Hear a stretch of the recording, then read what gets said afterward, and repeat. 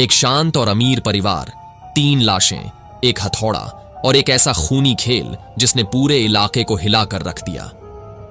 क्या हुआ था उस रात जब घर के दरवाजे पर एक मासूम सी दस्तक ने 3 जिंदगियों को हमेशा के लिए खत्म कर दिया? और सबसे बड़ा सवाल, कौन था वो शख्स जिसने ऐसा खौफनाक खेल खेला? आइए जानते हैं इस दिल दहला देने वाली कहानी को, जहां हर मोड़ पर मौत छिपी थी। महाराष्ट्र के पालघर में एक खुशहाल परिवार रहता था। 75 साल के मुकुंद, उनकी 72 साल की पत्नी कंचन और 52 साल की बेटी संगीता रहती थी। पैसे की कोई कमी नहीं थी, कारोबार बढ़िया चल रहा था और उनकी जिंदगी में कोई परेशानी नहीं दिख रही थी। लेकिन 17 अगस्त की रात एक ऐसी तारीख बनी जो इस परिवार के लिए आखिरी साबित होने वाली थी। उस रात एक जाना पहचाना चेहरा दरवाजे पर दस्तक देता है। आरिफ अंसारी, पड़ोस का आदमी, जिसने कभी उनसे उधार हथौड़ा लिया था। लेकिन क्या वह सच में हथौड़ा लौटाने आया था? दरवाजा खुलते ही जैसे ही अंसारी अंदर दाखिल होता है, एक शातिर खेल की शुरुआत हो जाती है। अंसारी ने हथौड़ा उठाया और संगीता और कंचन पर बिना कोई दया किए बेरहमी से वार किया। उनकी चीखें शायद घर की दीवारों में ही दबकर रह गईं, क्योंकि पड़ोस को कुछ भी पता नहीं चला। दोनों की लाशों को लोहे के ट्रंक में ठूंसकर उसने खून के निशान मिटाने की कोशिश की। लेकिन कहानी यहीं खत्म नहीं हुई। तभी बाहर से मुकुंद की गाड़ी की आवाज आती है। अंसारी को समझ में आ जाता है कि अब वो ज्यादा देर तक नहीं छिप सकता।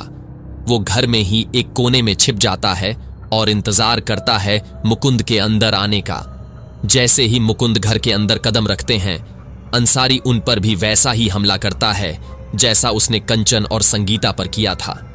मुकुंद की लाश को कपड़े में लपेटकर बाथरूम के पास फेंक देता है और घर से जितने भी गहने, पैसे और मोबाइल फोन मिले, सब लेकर फरार हो जाता है। ये सोचकर कि अब उसने हर सबूत मिटा दिया है, वह घर से भाग निकलता है।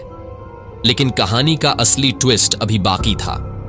कई दिनों तक परिवार से संपर्क न हो पाने के बाद 30 अगस्त को मुकुंद का बेटा अपने माता पिता और बहन से मिलने उनके घर पहुंचता है। ताला लगा हुआ पाकर वह पड़ोसियों से पूछताछ करता है, लेकिन किसी को कुछ पता नहीं होता। परेशान बेटा तुरंत पुलिस को बुलाता है। जब पुलिस घर का ताला तोड़कर अंदर दाखिल होती है तो उन्हें वहां जो मिला उसने सबके रोंगटे खड़े कर दिए। बाथरूम के पास खून से सनी मुकुंद की लाश कपड़े में लिपटी पड़ी थी। घर के अंदर से बदबू आ रही थी जो 13 दिनों से बंद पड़े शवों की हालत बयां कर रही थी। पुलिस ने जब और खोजबीन की तो लोहे के ट्रंक से कंचन और संगीता की सड़ी गली लाशें भी बरामद हुईं। अब यह साफ हो चुका था कि यह कोई मामूली चोरी का केस नहीं था, बल्कि एक बर्बर हत्याकांड था। जांच की दिशा तब बदली जब पुलिस ने स्निफर डॉग्स को बुलाया। वो कुत्ते सीधे मुकुंद के घर से होते हुए पड़ोस के अंसारी के घर तक पहुंच गए। यहीं से मामला खुलने लगा। पुलिस ने यूपी में अंसारी का पीछा किया और हरदोई से उसे गिरफ्तार किया। अंसारी ने जो खुलासे किए उसने पुलिस को भी चौंका दिया। उसने बताया कि पैसों के लालच में उसने यह खूनी खेल खेला। उसे पता था कि मुकुंद के पास कैश हमेशा रहता था, इसलिए उसने मौके का फायदा उठाकर पूरी योजना बनाई और इस नरसंहार को अंजाम दिया। लेकिन क्या यह सारा खेल सिर्फ अंसारी ने खेला या इसके पीछे कोई और भी था? पुलिस अब भी इसकी तहकीकात कर रही है।